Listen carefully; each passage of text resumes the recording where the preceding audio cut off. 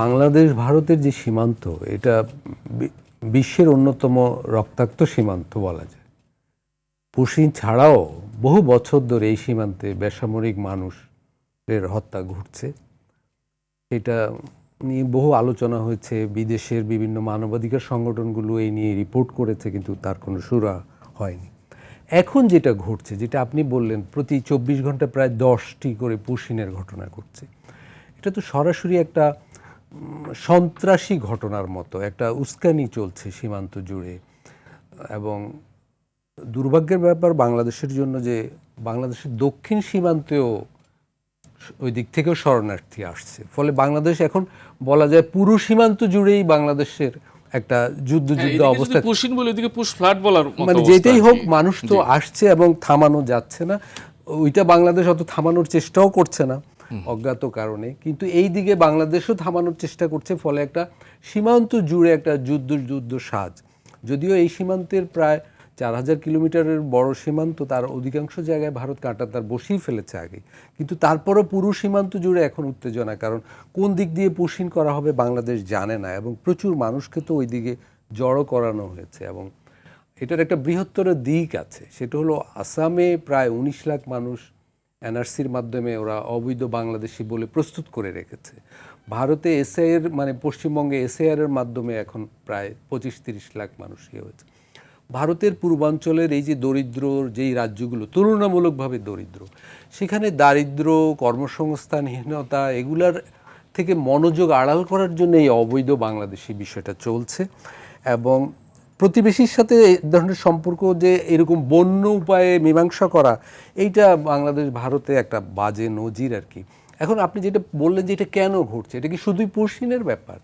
আমার যেটা মনে হয় এটা একটা রাজনীতিকভাবে কোনো বার্তা দিচ্ছে বাংলাদেশকে। এখন ভারত হয়তো অন্য কিছু বলতে চাইছে, সেটা বাংলাদেশের কূটনীতিবিদরা বলতে পারবেন ভালো কি বলতে চাইছে।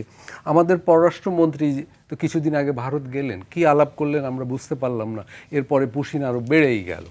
তো এখন প্রশ্ন হলো ভারত কি বলতে চায়, কি করতে চায়। আমরা অনুমান করতে পারি যে একটা হতে পারে যে বাংলাদেশ বিভিন্ন সামরিক বিষয়ে তুরস্ক, চীন এদের সাথে সম্পর্ক করার যে কথা ভাবছে বা উদ্যোগ নিচ্ছে, সেটা একটা ভারতের দিক থেকে হয়তো কোনো কথা থাকতে পারে। তিস্তা চুক্তি নিয়ে, তিস্তা মহাপরিকল্পনা নিয়ে চীনের সাথে বাংলাদেশ এগোনোর চেষ্টা করছে, সেটা একটা ভারতের কনসার্ন হতে পারে। বা এখানে আমাদের অভ্যন্তরীণ রাজনৈতিক বিষয়ে ভারতের কিছু বলার থাকতে পারে, আওয়ামী লীগের বিষয়ে বা আওয়ামী লীগের নেতৃবৃন্দের বিচারের বিষয়। কিন্তু কোনটা আমরা জানি না, এগুলো আমাদের অনুমান। মানে পশ্চিমবঙ্গের তো সরকারও নতুন, তারা কি কোনো তাদের একটা বার্তা দেওয়ার চেষ্টা করছে যে এতদিন একভাবে চলেছে এখন আরেকভাবে চলবে? পশ্চিমবঙ্গে তো এটা ওদের পলিসি, ওরা এটাকে বলছে কি পোকা বাছাই করা হচ্ছে। আমি পশ্চিমবঙ্গের সাংবাদিকদের সাথে যখন আলাপ করি যে ওইখানের ফর্মাল পলিটিক্যাল ভাষা হলো এইটা, যারা দিল্লিতে ক্ষমতায় আছে, যারা কলকাতায় ক্ষমতায় আছে, তারা এই যে সীমান্তে মানুষকে জোর করে পাঠানো হচ্ছে এবং আরও পাঠানো হবে, তারা বলল 3 ধাপে এটা ঘটবে।